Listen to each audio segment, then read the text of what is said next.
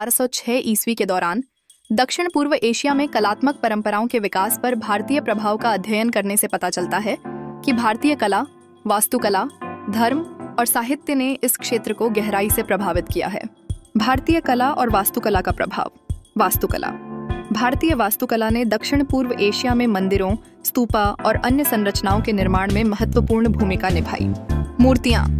भारतीय मूर्तियों और कलाकृतियों ने दक्षिण पूर्व एशिया में कलात्मक परंपराओं को आकार दिया। धर्म। बौद्ध धर्म और हिंदू धर्म जैसे भारतीय धर्मों ने दक्षिण पूर्व एशिया में धार्मिक विश्वासों और प्रथाओं को प्रभावित किया। साहित्य। संस्कृत साहित्य और अन्य भारतीय साहित्यिक परंपराओं ने दक्षिण पूर्व एशिया में साहित्यिक और सांस्कृतिक मूल्यों को प्रभावित किया। व्यापार। प्राचीन समुद्री व्यापार मार्गों ने भारतीय संस्कृति और कला को दक्षिण पूर्व एशिया में पहुंचाया, जिससे इस क्षेत्र पर स्थायी प्रभाव पड़ा। उदाहरण: अंकुर वाट मंदिर, कंबोडिया। यह मंदिर भारतीय वास्तुकला और कला का एक उत्कृष्ट उदाहरण है। सिक्के और कलाकृतियां। दक्षिण पूर्व एशिया में पाए गए भारतीय सिक्कों और कलाकृतियां भारतीय कला और संस्कृति के प्रभाव को दर्शाते हैं। कलात्मक शैली। दक्षिण पूर्व एशिया की कला में भारतीय कलात्मक शैली के स्पष्ट प्रभाव देखे जा सकते हैं, जैसे कि मूर्तियों में जटिल नक्काशी और चित्रों में धार्मिक विषय। 9.6 साहित्य और नाटक।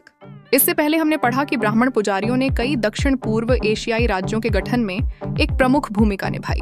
परिणाम स्वरूप संस्कृत भाषा और साहित्य को राजाओं द्वारा संरक्षण दिया गया। शासकों द्वारा अनेक शिलालेख जारी किए गए, जो अक्सर पत्थर के स्तंभों और कभी-कभी धातु की प्लेटों पर उत्कीर्ण किए गए। संस्कृत के शिलालेख मुख्य रूप से राजनैतिक गतिविधियों से संबंधित है। इनके कारण स्थानीय भाषाओं की शब्दावलियों का विस्तार हुआ, क्योंकि नए पारिभाषिक शब्द शुरू किए गए। बौद्ध धर्म के आगमन से बौद्ध शिक्षण ग्रंथों की शुरुआत हुई। 8वीं शताब्दी और 16वीं शताब्दी के बीच अधिकांश समुद्री दक्षिण पूर्व एशिया के भागों में इस्तेमाल की जाने वाली कावी लिपि, पुरानी जावा की लिपि, संस्कृत लेखन प्रणाली का एक स्थानीय रूप से संशोधित संस्करण था। इसी तरह संस्कृत और पल्लव लिपियों ने पुरानी बाली की लिपियों के विकास को प्रेरित किया। संस्कृत और पाली भी कुछ राज्यों की आधिकारिक भाषा बन गई, जैसे कि द्वावारवाते, श्री विजया आदि। इन भाषाओं का म्यांमार में 13वीं शताब्दी तक उपयोग किया जाता रहा। 8वीं और 12वीं शताब्दी के बीच स्थानीय भाषाओं मोन और खगैर लिपि ने भी पाली और संस्कृत के शब्दों और ग्रंथों का प्रयोग किया। संस्कृत के शब्दों का इस्तेमाल उनके राजाओं और स्थानों के नामकरण के लिए भी किया जाता था। प्रारंभिक मध्यकाल तक कई दक्षिण पूर्व राज्य और साम्राज्य कई हिंदू साहित्यिक रचनाओं से परिचित हो गए थे, जैसे कि वेद, पुराण, धर्मशास्त्र, पाणिनि का व्याकरण, भारतीय दर्शन की 6 प्रणालियों आदि।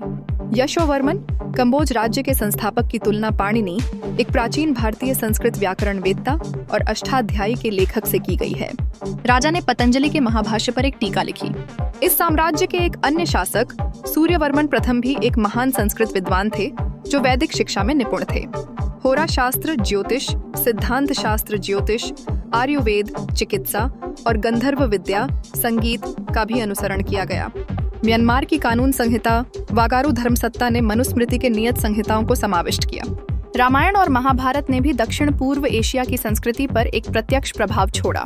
आयातित मुख्य विषय वस्तु सत्ता के उपयोग, शासकों और उनके प्रजाजनों के बीच संबंधों, अलौकिक तत्वों जैसे आत्माओं, राक्षसों, भूतों, जादुई हथियारों आदि से संबंधित थी। रामायण, राम की कहानी, एक प्रसिद्ध आदर्श राजा, उनके कारनामों और राक्षस राजा रावण के खिलाफ लड़ाई को अपनाया गया। इसके पात्र और कथानक समान ही रहे, लेकिन इसके स्थान को स्वदेशी बनाकर कई स्थानीय पात्रों के साथ जोड़ा गया। कुछ मामलों में नए तत्व जोड़े गए। उदाहरण के लिए लाव संस्करण में रावण एक परिष्कृत लाव राजकुमार है। रामायण के आधार पर राजा अनवृथा के शासनकाल के दौरान म्यांमार में यमजतदा शुरू किया गया था। यमजतदा में नृत्य और नाटक के माध्यम से राम की कहानी का वर्णन किया जाता है। यम राम का लिप्यंतरण है। तदनुसार म्यांमार में रामायण को यामायण के रूप में जाना जाता है। इसी तरह थाईलैंड में इसे रामाकिन कहा जाता है और यह इस देश का राष्ट्रीय महाकाव्य है। रामायण और महाभारत ने दक्षिण पूर्व एशिया के छाया कठपुतली नाटक कला जैसे कि वेयांग कुलित और जावा के वेयांग गोलेक को भी प्रेरित किया। कई विद्वानों का मानना है कि वेयांग कुलित बाद में एक माध्यम बन गया, जिसके जरिए भारतीय तत्व दक्षिण थाईलैंड के छाया कठपुतली कला में प्रेषित किए गए थे, अर्थात नांगतालुंग और नांगेई। इससे पता चलता है कि भारतीय परंपराएं एक केंद्र से दूसरे केंद्र में प्रसारित हुईं और उन्हें नए परिवेश के अनुरूप संशोधित किया गया।